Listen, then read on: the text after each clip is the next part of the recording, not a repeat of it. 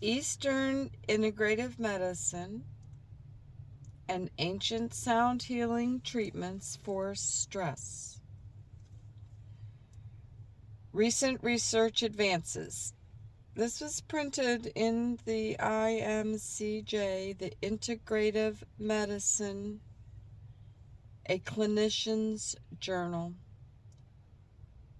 Printed December 2020 in the National Library of Medicine, National Institute of Health. The authors are Tamara Goldsby, PhD, and Michael Goldsby, PhD. Abstract. Eastern Integrative Medicine includes centuries-old practices and treatments which have quite recently garnered significant attention in Western society.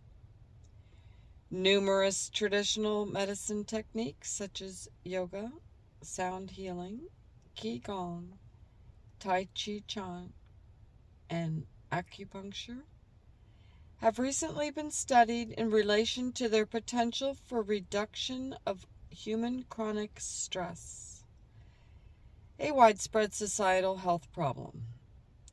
These ancient treatments present considerable potential for stress reduction globally. Thus, the present authors recommend that substantial resources be devoted to the study of these practices as potential tools for stress reduction and improvement in public health. Chronic stress is at epidemic proportions in much of the world, especially with the current COVID-19 pandemic, and chronic psychosocial stress may even be characterized as a potential public health disaster. Psychosocial stress has been studied extensively, including its epidemiology and dimensions relating to mental health concerns. Stress has particularly been examined in regard to the workplace, as occupational stress has been found to be ubiquitous in the majority of industrialized nations. Chronic stress has been linked to numerous disease states, including cardiovascular disease and diabetes, as well as psychological health problems, including anxiety and depression, with specific biomarkers found to be associated with stress. Western medicine techniques often involve pharmacological and surgical interventions. They do not tend to address the underlying issue of stress that may be affecting these diseases. The Western approach to medicine tends to be a reactive response to symptoms rather than a preventative approach. Recently, the World Health Organization published a relevant guide to stress entitled "Doing What Matters in Times of Stress," an illustrated guide, a pragmatic and sensible publication with numerous tips and techniques for dealing with everyday stress. This guide includes mindfulness techniques as well as breath-based techniques designed to return the individual to a state of reduced sympathetic nervous system reactivity. This is also a discussion of a disengagement or detachment technique referred to as unhooking, which is a mindfulness type tool for psychosocial stress situations. Additionally, the guide discusses attention to one's own values with an emphasis on caring and kindness towards self and others. The techniques listed in the WHO guide are consistent with Eastern and meditative philosophies and practices, which take a whole self-system approach. In particular, those emphasizing the importance of breath such as yoga, tai chi, and qigong. Traditional Eastern medicine approaches perceive the individual in more holistic terms, and thus treatments are directed towards the whole self-system rather than merely a dysfunctional aspect of physiology. Similarly, the concepts of vibrational medicine and energy medicine have gained increased attention in recent decades, and they also perceive the individual in this holistic manner. Many of these approaches draw from ancient Eastern philosophies. The way in which the concepts have recently been applied may be characterized as novel and forward-thinking, including applying vibrational medicine to arenas such as regenerative medicine and psychosocial stress.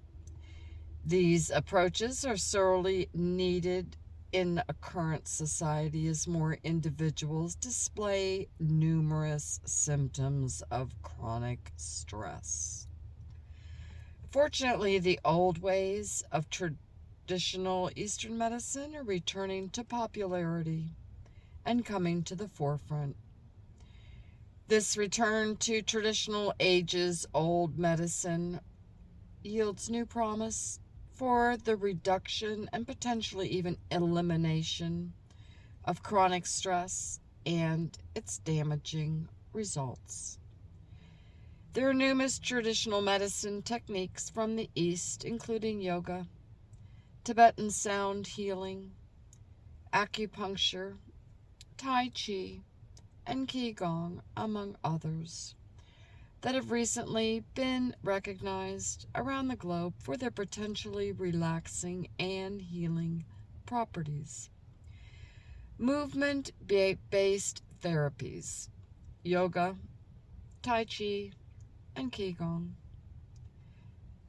Movement-based therapies include yoga, tai chi, and qigong, and these wellness practices, in particular tai chi and qigong, have been characterized as a unique form of exercise using meditative movement and may provide numerous health benefits, both physiological and psychological, in regard to well-being.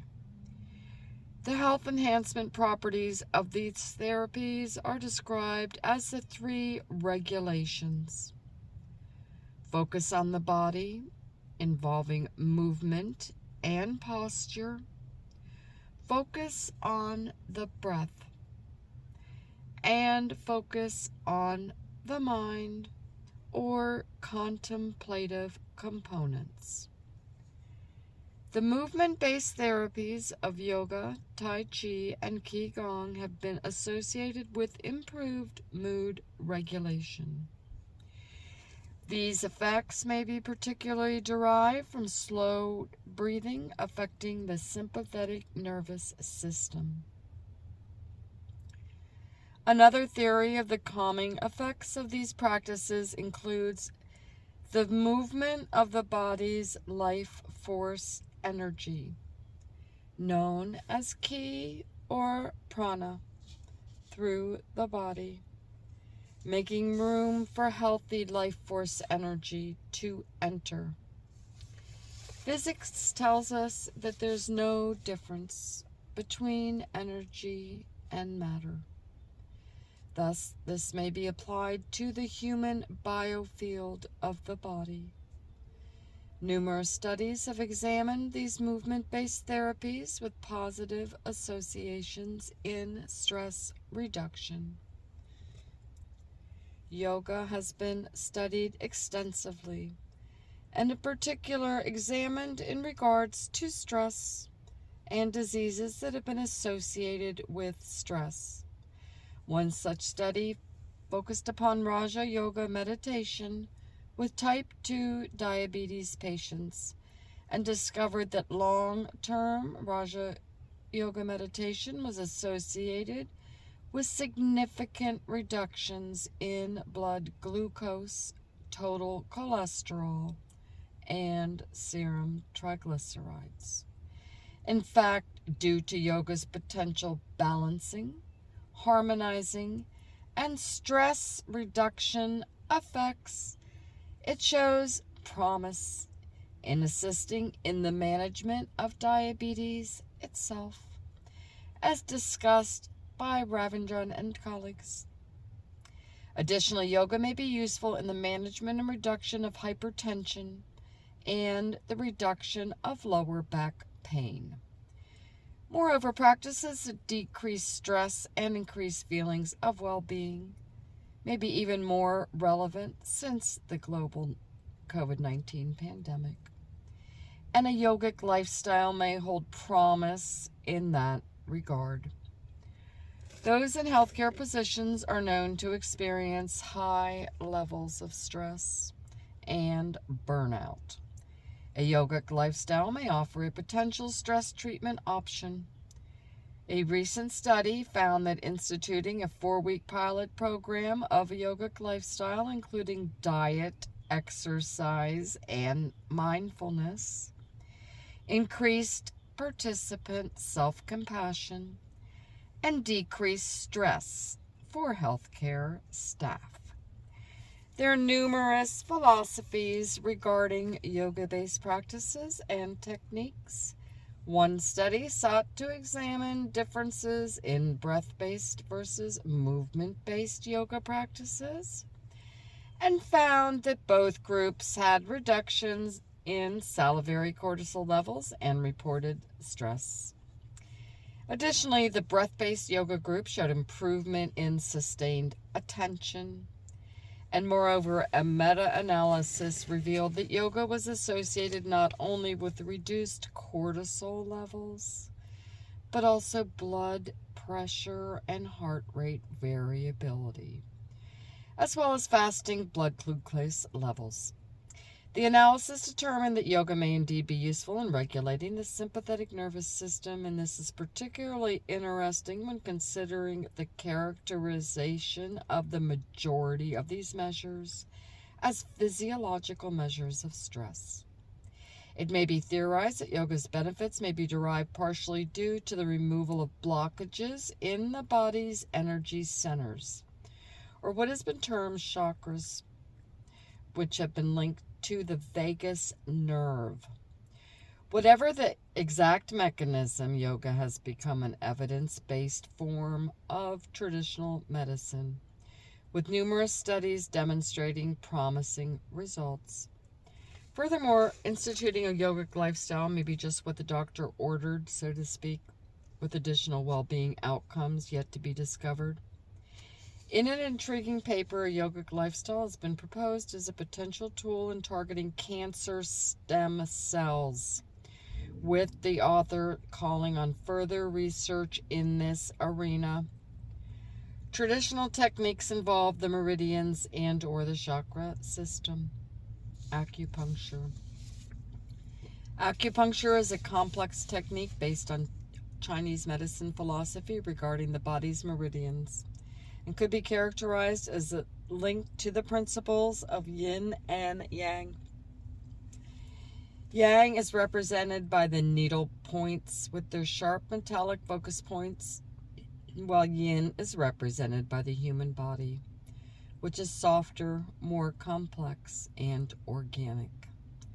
The human body's meridians, a system of bodily energy flows or qi flow, are regarded as the underlying mechanism of acupuncture. 12 major meridians exist in the body and are associated with the primary organs: heart, lung, pericardium, spleen, liver, bladder, kidney, stomach, gallbladder, small intestine, large intestine, and triple warmer. Germane to the present discussion of stress, the triple warmer meridian governs the sympathetic nervous system and is associated with the fight or flight stress response. Thus, this meridian may offer partial explanation for reports of the stress reduction effects of acupuncture. Additionally, there are 8 extra meridians and various minor meridians. Acupuncture points correspond to the various meridian pathways in the body. Acupuncture has even gained acceptance in the West to the extent that health insurance companies are increasingly covering the cost of these sessions. This may be due to the predominance of evidence supporting the health benefits, including reduced hypertension and chronic inflammation disorders, as well as the potential benefit for anxiety. Decay is an aspect of acupuncture that is regarded as important and is characterized by body sensation and subjective feelings by participants. It is stated as an integral aspect of the treatment process whereby associated sensations, example, aching, soreness, tingling, numbness, are induced by the needle placements on the meridian points. The needle placements and associated sensations are said to activate the body's ki, including sending blood to the meridians and collaterals. Thus, the ki is viewed as a prerequisite to the healing process in the acupuncture system. Potential physiological mechanisms of acupuncture. In addition to the meridian systems, there may be physiological mechanisms that affect the efficacy of acupuncture. The promising results discussed above in regard to stress and anxiety reduction may be partially explained by an increase in serotonin levels during acupuncture treatments.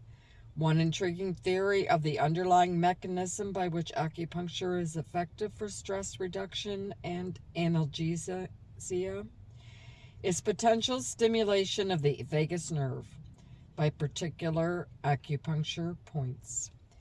Vagal nerve stimulation has demonstrated promise in the reduction of anxiety and potentially may be activated during the needle placements. Studies suggest that the vagus nerve and hypothalamic pituitary adrenal HPA axis may be activated with acupuncture, including an anti-inflammatory response. Louis and colleagues in 2020 were even found a potential reduction of major depressive disorder with the practice of acupuncture.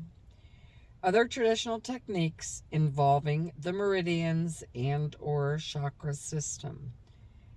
Agnihotra Yajna, the fire offering, is a South Asian technique performed at sunrise or sunset, involving the lighting of ghee or dried cow dung.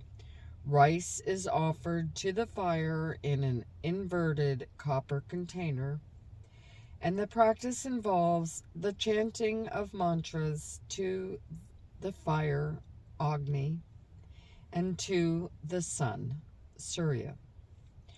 This ancient practice has been said to improve well-being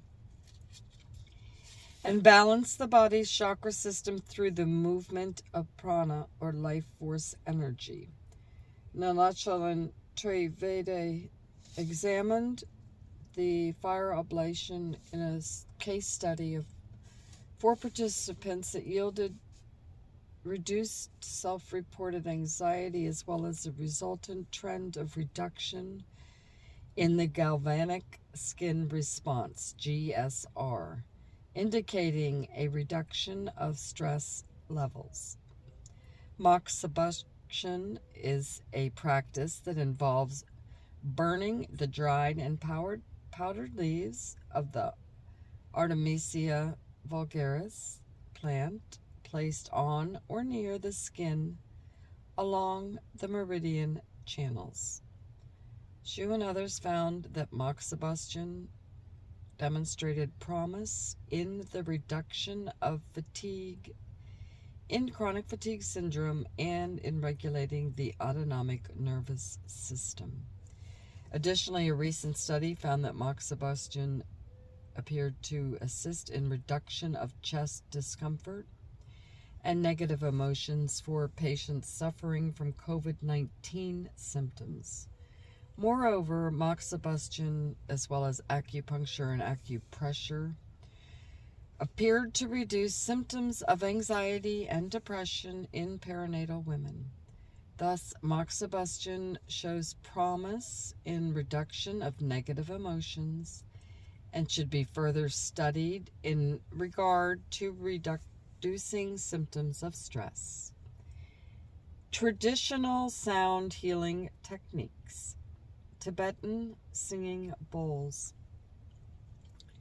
Tibetan or Himalayan singing bowl sound healing is another traditional and ancient healing method that has made a comeback in recent years. Tibetan singing bowls were utilized for centuries by monks in Tibet and Nepal for spiritual and healing ceremonies. These metal bowls are bell-like instruments that may be tapped or rubbed with a wooden mallet to produce a vibrational sound and effect. In recent years, the West has also discovered this technique as a promising treatment for stress. In fact, one observational study found that participants experiencing Tibetan singing bowl sound meditation had significant reductions in tension, anxiety, and depressed mood, and even had significant reduction in physical pain scores. While research in this area is currently in its infancy, it's quite promising. Additionally, heart rate variability was recently utilized to examine the relaxation effects of 7 Tibetan singing bowls, and a strong relaxation effect was discovered when these vibrational instruments were played. Singing bowls and sound waves. Electroencephalogram, EEG, may be utilized as an effective measurement of various brain wave states, including deeply meditative or even trance-like states, such as those associated with delta brain waves. One study used EEG technology to examine characteristics of various bands in the brains of participants after singing bowls were played. While various frequencies were emitted from singing bowls depending on various factors, including the size of the bowl, it was discovered by Ahn and colleagues that different bands, low frequency versus high frequency, were associated with various energy levels and relaxation states, with the authors recommending further EEG research in this area. Other EEG study examining singing bowls discovered a distinct change in delta brain waves, the brainwave state associated with deepest relaxation utilizing singing bowls. The EEG is a promising device to study physiological changes in the brain due to singing bowl vibrations and its potential relaxation effect. Singing bowls, theories of underlying mechanisms. The exact mechanisms and reasons for the promising effects of singing bowl sound healings are currently unknown. However, hypotheses regarding these effects have included the following. 1. Human brain waves. Human brain waves may be significantly altered during sound healing. Thus, brain waves may change from a normal or even agitated state, such as beta waves, to an exceptionally relaxed brain wave state, such as theta or even delta waves, while listening to relaxing music or singing bowls. 2. Binaural beats. While a tone of a particular hertz level is played in one of the participants' ears, and a tone with a slightly different hertz level is played in the other ear, the brain entrains or syncs to the difference in hertz between the two tones. For example, if a 320 Hz tone is played in the left ear and a 315 Hz tone is played in the right ear, the brain entrains to 5 Hz, the difference between the two. This binaural beat phenomena may alter the subject's brain waves and may be measured via EEG. However, results have been mixed regarding the effects of binaural beats on brain waves, especially in regard to small-scale pilot studies. 3. The body's biofield. It has been hypothesized that the human body has an energy field surrounding it. If this is the case, the vibrations of an instrument may be interacting with this biofield. In fact, Miles and True propose that both Reiki healing and sound healing may have an effect of vibrationally attuning of the body and its biofield. Other traditional sound healing techniques, didgeridoo and gong. The field of sound healing has recently recognized several other ancient forms of vibrational healing, including the didgeridoo and gong. The didgeridoo, an ancient instrument originally utilized by Aboriginal peoples of Australia, has been gaining in popularity in many countries due to its powerful vibration that shows promise in reducing stress. In fact, one study by Lee and others found reductions in blood pressure and salivary amylase as a stress biomarker associated with didgeridoo playing. And another study found improvements in self-reported anxiety as well as higher levels of relaxation and enjoyment post-treatment.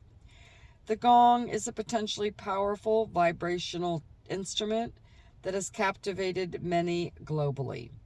In fact, the Chinese traditional 5 elements philosophy was applied quite recently to music by Howe and others to examine the physiological effects of the gong as well as other instruments on rats.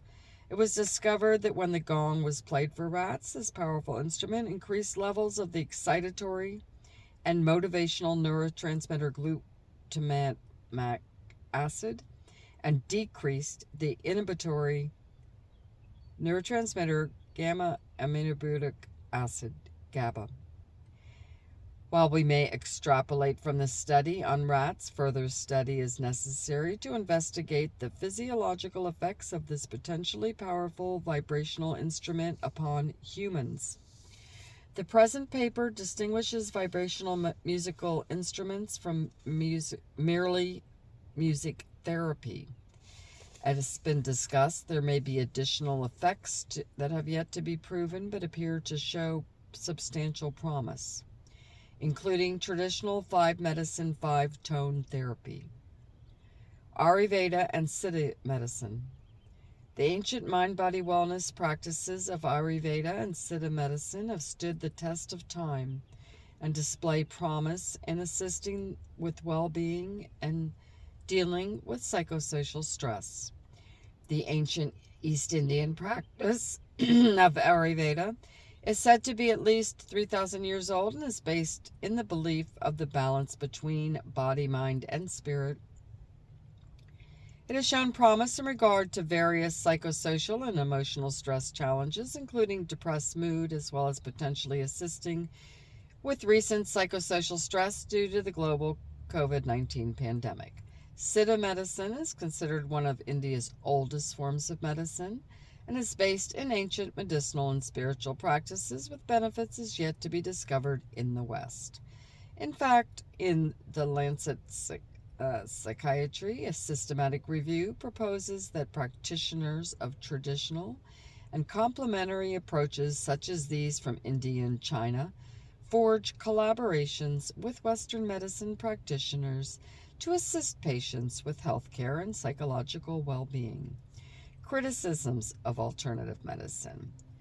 While alternative and integrative medicine techniques, especially Eastern techniques such as yoga, tai chi, qigong, and singing bowl sound therapy, have been steadily gaining in popularity and usage in recent decades, the debate over these types of techniques has not entirely subsided. In the 1990s, such criticisms as the potential high cost of alternative treatments was addressed by McLennan and colleagues. However, the authors did not address the potential reduction in cost to patients due to longer-term health improvements, including the reduction in prescription medications and other potentially cost-effectiveness benefits associated with alternative medicines. Additionally, the question of possible side effects and safety concerns of alternative treatment has been raised, as well as more recent challenges in changing or differing terminology, such as the varying use of terms alternative, complementary, integrative, etc. Undoubtedly, the above criticisms will continue to be debated as research in alternative treatment progresses over time. Traditional Eastern medicine and further stress research.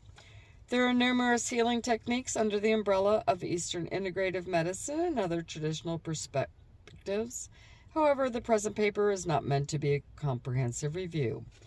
Rather, we have touched on the selected treatments that have recently been studied and have been characterized as offering significant potential in reduction of chronic stress.